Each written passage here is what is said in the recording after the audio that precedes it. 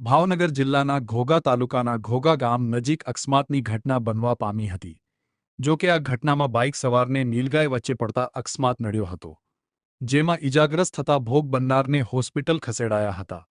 કુંડા ગામનો પરિવાર બાઇક પર સવાર થઈને જઈ રહ્યો હતો, ત્યારે ઘોઘા નજીક નીલગાય રસ્તાની વચ્ચે આવતા તેની સાથે અકસ્માત સર્જાયો હતો, જેમાં બે મહિલા અને યુવકને ઈજા પહોંચી હતી, તેથી તેમને ભાવનગર સર હોસ્પિટલ ખસેડાયા હતા।